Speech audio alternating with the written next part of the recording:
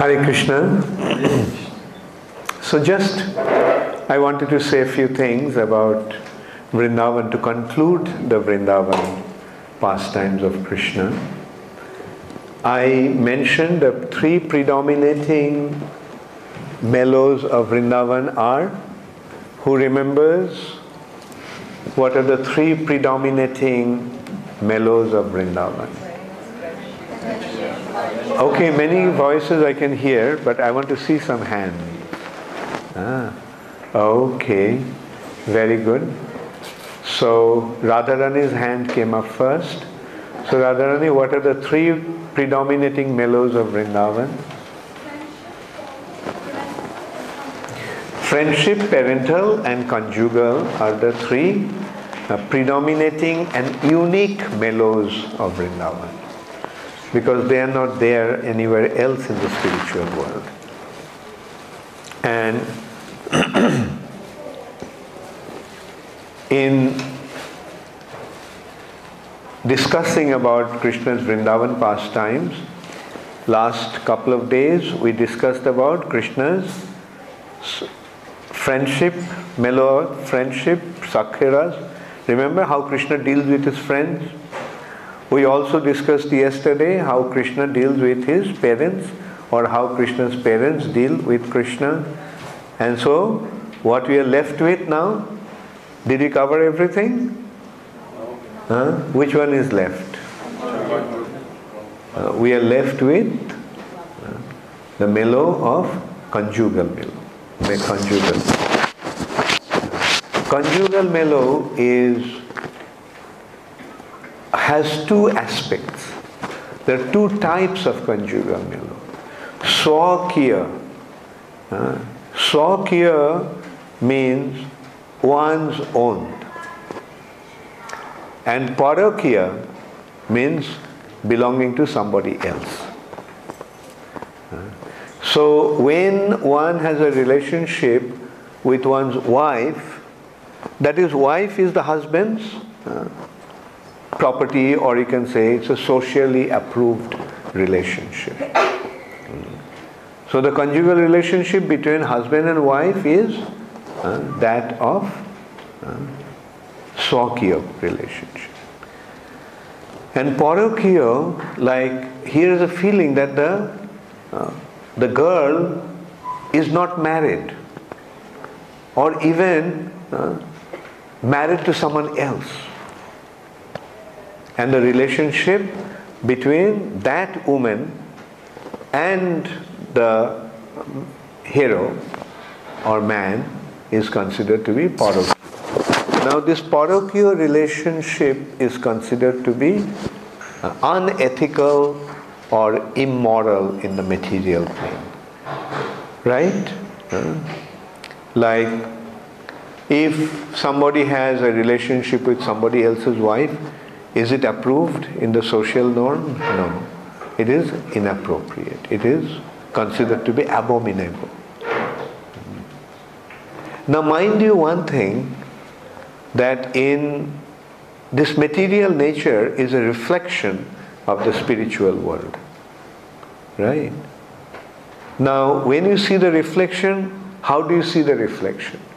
Say you are seeing the reflection of a tree. What appears to be at the bottom of the reflection? The top of the tree. So similarly, what is the topmost relationship in the spiritual world, in the reflected reality of this material nature, that is considered to be the most undesirable or immoral relationship. The topmost relationship in the spiritual sky, when it is reflected, it is the lowermost thing in this world. Now, what is the difference between material and spiritual? We have discussed that many times. When Krishna is the center, that is spiritual. When we are the center, that is material. So in relationship also, When the relationship is with Krishna, that is spiritual. When the relationships are with us, that is material. Our relationships are material, but any relationship that is with Krishna, that is spiritual. Now, in the material, we can very easily understand that consideration, shakya, belonging to somebody else. Now, when you consider belonging to somebody else, now can that concept apply to Krishna?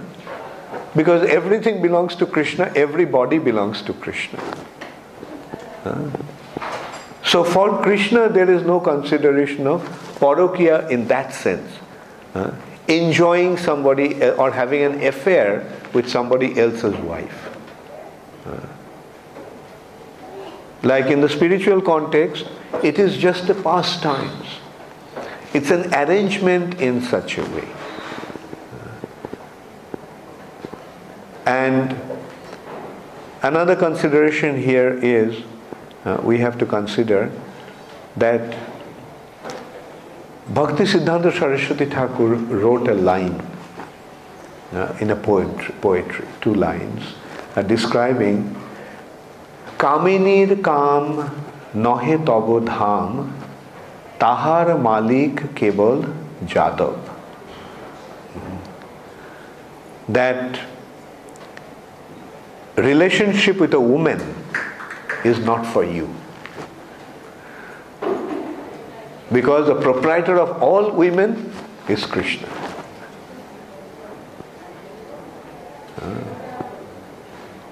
So in the spiritual sky, that is the thing. In the material nature, the living entities are getting an opportunity to act in a certain way.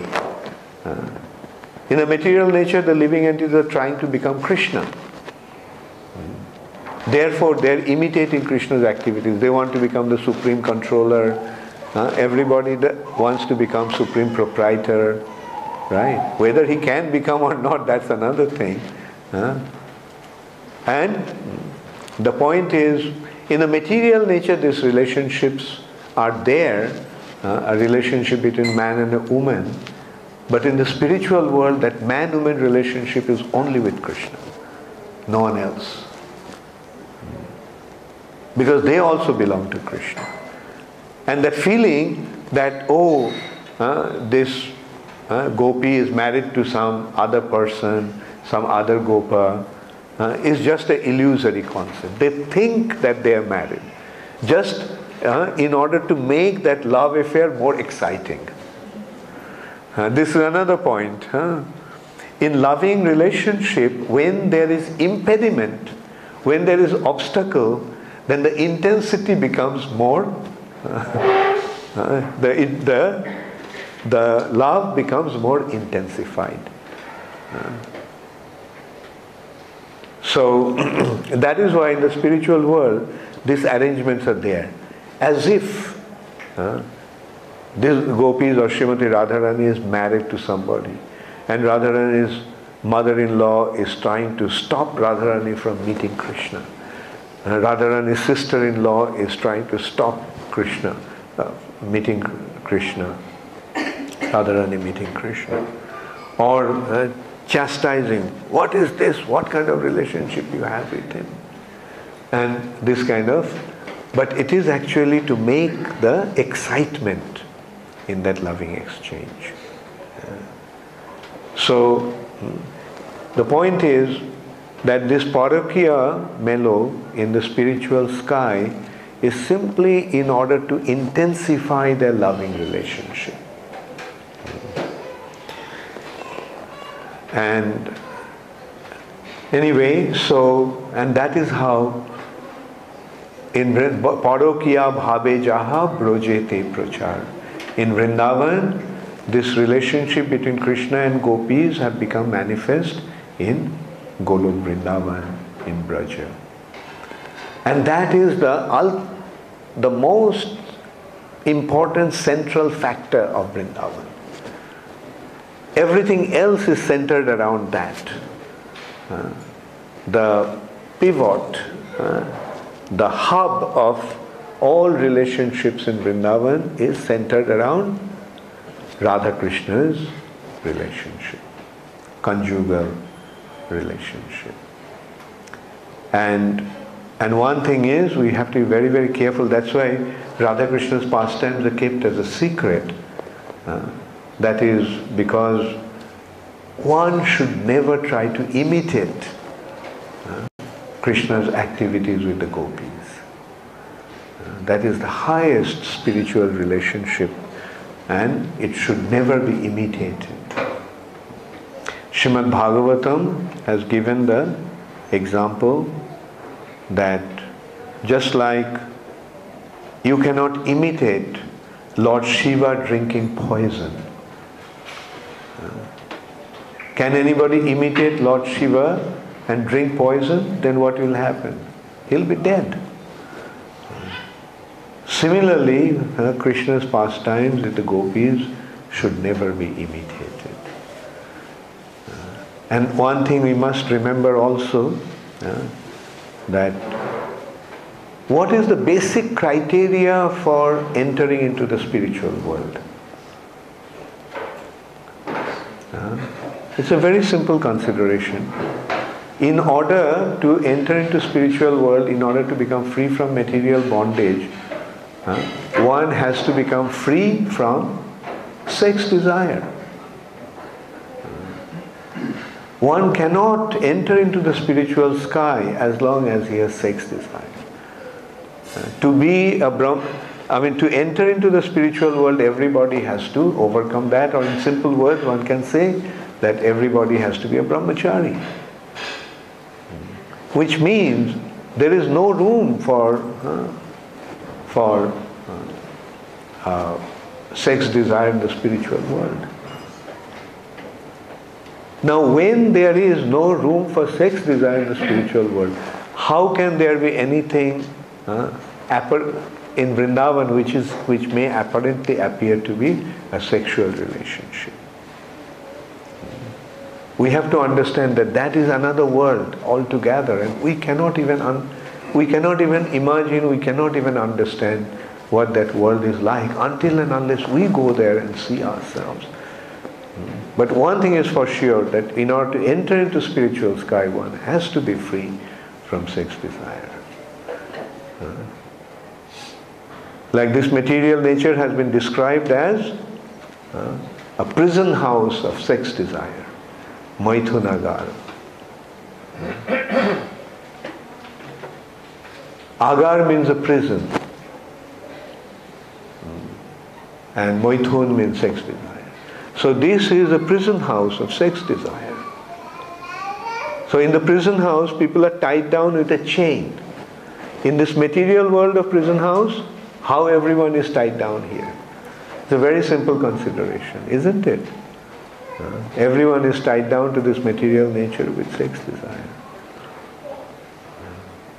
So to free oneself from the bondage of this material nature, it's very clear that one has to become free from sex desire. And what does Krishna's pastimes in Vrindavan do? When we approach Radha Krishna's pastimes in Vrindavan, then you know what is the result? Complete elimination of sex desire, complete destruction of sex desire from the heart. That is what these pastimes of Krishna are doing in Vrindavan, if we approach them properly. But inappropriate approach will make one fall down to these undesirable activities. So that's why Srimad Bhagavatam so beautifully is presenting this Krishna's pastimes, and Srila Prabhupada so systematically presented it. Prabhupada's presentation is first Bhagavad Gita. Why Bhagavad Gita at first? Why Bhagavad Gita first? Because through Bhagavad Gita we get to know who Krishna is. Through Bhagavad Gita we get to know that Krishna is the Supreme Personality of Godhead. Then we come to Srimad Bhagavatam. Then you get more elaborate understanding of Krishna, step by step. First canto, second canto, third canto, and so forth. Then finally we come to 10th canto, where we get to see Krishna, the Supreme Personality of Godhead. The first two cantos are Krishna's feet, lotus feet. Third and fourth cantos are Krishna's thighs. Fifth canto is Krishna's abdomen. Sixth canto is Krishna's chest. Seventh and eighth cantos are Krishna's two arms. Ninth canto is Krishna's neck. And the 10th canto is Krishna's smiling lotus face. Now how do you see the person and recognize the person? When you see a person, from his face you recognize that he is he. So similarly, from the 10th canto we get to know Krishna is, and in 10th canto gradually it is coming to the Rasa Panchadhyayi, 29 to 32nd chapter, is describing Krishna's Rasa dance. Krishna's very, very unique, very wonderful, loving relationship with the gopis. And if we approach Srimad Bhagavatam properly, then what will happen?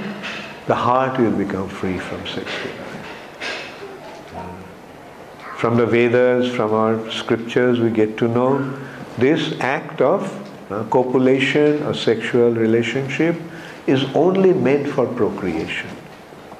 It is only for procreation, not for sense gratification.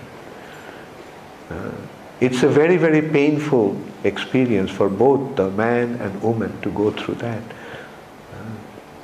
But in order to induce them into that act, Brahma has added or introduced a little sense pleasure, so that people will become attracted to that act and the procreation will take place. But today what is happening? No consideration of procreation, just sex for the sake of sense gratification. And it is not desirable. Rather, one must learn how to conquer that desire. And that is the sign of pure spiritual advancement. Anyway, so I didn't have much time to discuss about Krishna's Parakiya mellows, Parakiya relationship with the gopis of Vrindavan.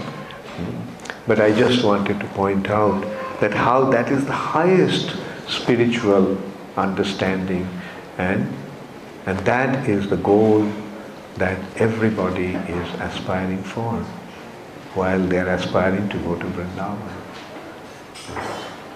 Jayo Jayo Jalo Rasho Shargo Rasho Shar Parakiya Bhave Jaha Projete Prachar. All glory, all glory, all glory to the most brilliant and most exalted loving relationship which is manifest in Vrindavan as Parakiya relationship.